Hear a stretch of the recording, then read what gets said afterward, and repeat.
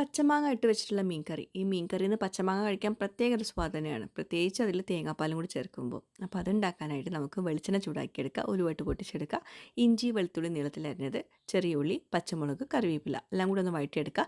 ഇനി മസാലപ്പൊടികളായിട്ട് 1/2 ടീസ്പൂണ് മഞ്ഞൾപ്പൊടി, 1 ടീസ്പൂണ് മല്ലിപ്പൊടി, 1 ടീസ്പൂൺ മുളക് പൊടി, ആവശ്യത്തിന് ഉപ്പ്. വീണ്ടും വഴറ്റിയെടുക്കുക.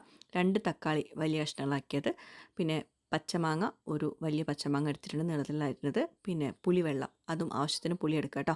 പിന്നെ കുറച്ച് വെള്ളം കൂടി ചേർത്തിട്ടുണ്ട്, നന്നായിട്ട് തിളപ്പിച്ചെടുക്കുക. ഉപ്പ് പുളിയൊക്കെ പാകത്തിനാണെന്ന് നോക്കണം കേട്ടോ. അടച്ച് വെച്ചിട്ട് വേവിച്ചെടുത്തിട്ടുണ്ട്. ഉപ്പ് പുളിയൊക്കെ പാകത്തിനാണെങ്കിൽ അതിലോട്ട് മീൻ കഷ്ണങ്ങൾ ഇട്ട് കൊടുക്കുക. ഏത് മീനും എടുക്കുക കേട്ടോ. പച്ചമാങ്ങ ഉടയാണ്ട് നോക്കുക കേട്ടോ. കുറച്ചുകൂടെ ഞാൻ ഉപ്പ് ചേർത്തിട്ടുണ്ട്. ഇത് ശേരി മീനാണ് എടുത്തിട്ടുള്ളത്.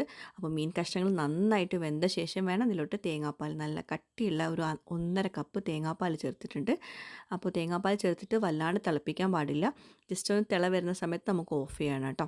അപ്പോൾ ഏകദേശം നല്ല അടിപൊളി മണമൊക്കെ വരുന്നുണ്ട്. നല്ല അടിപൊളി മീൻ കറിയാണ്. ഇനി ഇതിലോട്ട് വറവിട്ട് കൊടുക്കാനായിട്ട് കുറച്ച് വെളിച്ചെണ്ണയിലോട്ട് ചെറിയ ഉള്ളി കറിവേപ്പിലൊക്കെ ഒന്ന് മൂപ്പിച്ചെടുത്തിട്ട് ചേർത്ത് കൊടുക്കാം. അപ്പോൾ ഇതാ നമ്മുടെ പച്ചമാങ്ങ മീൻ കറി ചോറിൻ്റെ കൂടെ കിട്ടില്ല കോമ്പിനേഷനാണ്. എല്ലാവരും ട്രൈ ചെയ്യുക, ഫീഡ്ബാക്ക്സ് അറിയിക്കുക.